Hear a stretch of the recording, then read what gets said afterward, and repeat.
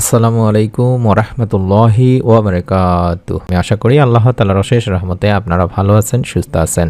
আলহামদুলিল্লাহ। আজ আলোচনা করব ধনী হওয়ার পবিত্র কোরআন ও হাদিস থেকে এমন 10টি উপায় নিয়ে, যে 10টি উপায় আপনারা অবলম্বন করলে আল্লাহ তাআলা চাহে তো আপনারাও ইনশাল্লাহ ধনী হয়ে যাবেন। কারণ কোরআন ও হাদিস থেকে, সহিহ কোরআন ও হাদিস থেকে আপনাদের সামনে তুলে ধরবো। আশা করি ভিডিওটি মনোযোগ দিয়ে সম্পূর্ণ দেখবেন।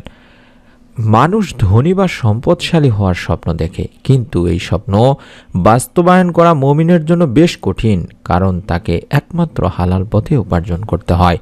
এজন্য তাকে প্রথমে কাজের দক্ষতা অর্জন করতে হয়। পাশাপাশি তার জন্য 10টি আমলের শিক্ষা রয়েছে কোরআন ও হাদিসে। আমলগুলো করলে তার রিজিকে প্রশস্ততা আসবে, সম্পদ বৃদ্ধি পাবে ইনশাআল্লাহ। 1 নম্বর আমল, বেশি বেশি আল্লাহর শুকরিয়া করা। আল্লাহর শুকরিয়া মুমিনের সফলতার সোপান। শুকরিয়া আদায়কারীকে শুধু নিয়ামতের উপরই রাখা হয়, সুতরাং যা আছে তাতেই শুকরিয়া গুজার করতে হবে। আল্লাহ তাআলা বলেন, যদি তোমরা শুকরিয়া আদায় করো তাহলে আমি অবশ্যই তোমাদের নিয়ামত বাড়িয়ে দেব, আর যদি তোমরা অকৃতজ্ঞ হও নিশ্চয়ই আমার আযাব বড়ই কঠিন। 2 নম্বর, ইস্তেগফার বা ক্ষমা প্রার্থনা করা। ইস্তেগফারে নানাবিধ কল্যাণ রয়েছে, এর মধ্যে একটি হলো হালাল উপার্জন বেড়ে যাওয়া। নূহ আলাইহিস সালামের জবাবে পবিত্র কোরআনুল কারিমে এসেছে, আমি বললাম তোমাদের রবের কাছে ক্ষমা প্রার্থনা করো, তিনি তো ক্ষমাশীল। তিনি তোমাদের জন্য প্রচুর বৃষ্টি বর্ষণ করবেন, তিনি তোমাদের সমৃদ্ধ করবেন ধন সম্পদ ও সন্তান সন্ততি, এবং তোমাদের জন্য স্থাপন করবেন উদ্যান ও প্রবাহিত করবেন নদী নালা। ইবনে আব্বাস রাদিয়াল্লাহু তাআলা আনহু থেকেও হাদিসে আছে, আল্লাহ রাসূল সাল্লাল্লাহু আলাইহি সাল্লাম বলেছেন, যে ব্যক্তি বেশি বেশি ইস্তেগফার করে আল্লাহ তাআলা তার সব সংকট থেকে উত্তরণের ব্যবস্থা করে দেন, তার সব পেরেশানি দূর করে দেন, এবং তাকে এমন জায়গা থেকে রিজিক দান করেন যা সে কল্পনাও করতে পারে না। সুবহানাল্লাহ। 3 নম্বর, তাওয়াক্কুল করা, অর্থাৎ আল্লাহর উপর ভরসা করা। শুধুমাত্র আল্লাহর উপর ভরসা সম্পদ বৃদ্ধির অন্যতম উপায়। উমর ইবনুল খাত্তাব রাদিয়াল্লাহু তাআলা আনহু থেকে বর্ণিত, রাসূলুল্লাহ সাল্লাল্লাহু আলাইহি ওয়াসাল্লাম বলেছেন, তোমরা যদি আল্লাহর উপর যথাযথ ভরসা করো তাহলে তোমাদের জীবিকা দেওয়া হবে সেভাবে দেওয়া হবে যেভাবে পাখি রিজিক প্রাপ্ত হয়। অর্থাৎ পাখি সকালে ক্ষুধার্ত অবস্থায় বের হয় এবং রাতে পেট ভরে বা পেট পূরণ করে সন্ধ্যায় বাসায় ফেরে। তাহলে বুঝতে পারছেন, আল্লাহ তাআলার উপর তাওয়াক্কুল করলে আল্লাহ তাআলা ইনশাআল্লাহ আপনারও রিজিক বাড়িয়ে দেবেন, এই বিশ্বাস রাখতে হবে। 4 নম্বর, তাকওয়া বা আল্লাহ ভীতি অবলম্বন করতে হবে। আল্লাহ তাআলা বলেন, যে ব্যক্তি আল্লাহকে ভয় করে আল্লাহ তার পথ করে দেবেন আর তাকে তার ধারণাতীত উৎস থেকে রিজিক দান করবেন। যে ব্যক্তি আল্লাহর উপর নির্ভর করে তার জন্য আল্লাহই যথেষ্ট হয় যান, আল্লাহ তার ইচ্ছা পূরণ করবেনই। আল্লাহ সব কিছুর জন্য স্থির করেছেন নির্দিষ্ট মাত্রা, নির্দিষ্ট একটি সময়। 5 নম্বর, আল্লাহর ইবাদতে গাফিলতি না করা। ইবাদত রিজিকে বরকত আনে। মহান আল্লাহ বলেন, আর যদি তারা তাওরাত বা ইনজিলের এবং যে কিতাব অর্থাৎ কোরআন তাদের রবের পক্ষ থেকে তাদের প্রতি অবতীর্ণ হয়েছে তার যথারীতি আমলকারী হতো, তাহলে তারা উপর অর্থাৎ আকাশ থেকে এবং পায়ের নিচ অর্থাৎ জমিন থেকে প্রাচুর্যের সঙ্গে ভক্ষণ করত। তাদের একদল তো সরল পথের পথিক, আর তাদের বেশিরভাগই এমন যে তাদের কার্যকলাপ অতি জঘন্য।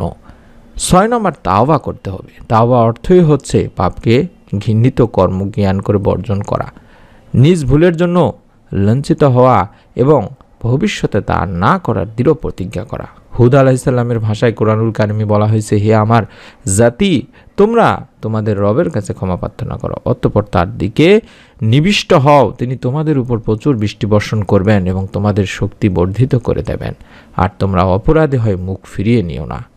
7 নম্বর, কর্জে হাসানা হওয়া।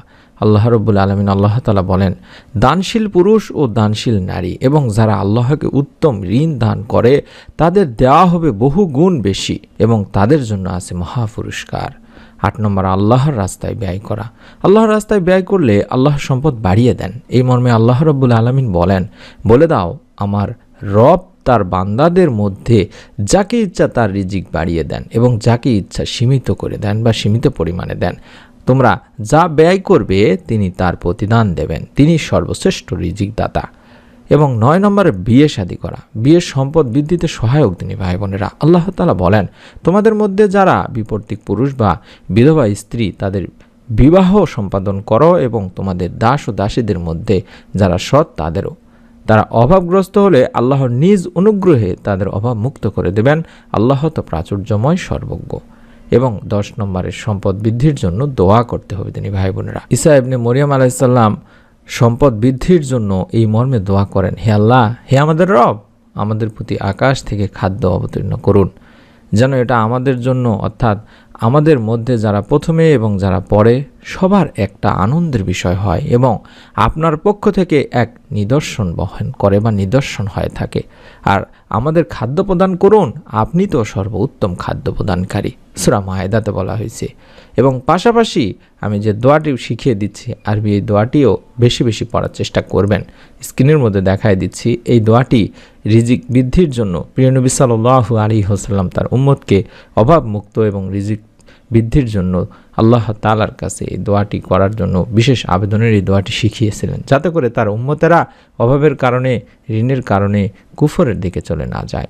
দোয়াটি হচ্ছে আল্লাহুম্মা ইন্নী আউযু বিকা মিনাল কুফরি ওয়াল ফাকরি, আল্লাহুম্মা ইন্নী আউযু বিকা মিন আযাবিল কাবরি, লা ইলাহা ইল্লা আনতা। এটিও আপনারা পড়তে পারেন। আশা করছি আল্লাহ রাব্বুল আলামিন ইনশাআল্লাহ আপনার রিজিকে বরকত দান করবেন। আল্লাহ তাআলা আমাদের সবাইকে হালাল পথে উপার্জনের তৌফিক দান করুন, রিজিকে প্রশস্ততা দান করুন, আমিন। অবশ্যই আপনাদের কাছে অনুরোধ করব ভিডিওটিতে একটি লাইক দেওয়ার এবং একটি করে কমেন্ট করার, সুন্দর করে নিয়ত করার। আমি অনুরোধ করছি নতুন এরকম আমলের ভিডিওগুলো যাতে আপনি মিস না করে ফেলেন, মোবাইলে পান, তার জন্য চ্যানেলটির সঙ্গে থাকুন, সাবস্ক্রাইব করে বেল বাটনটি অন করে রাখুন। সকলে ভালো থাকুন, সুস্থ থাকুন। আসসালামু আলাইকুম ওয়া রাহমাতুল্লাহি ওয়া বারাকাতুহু।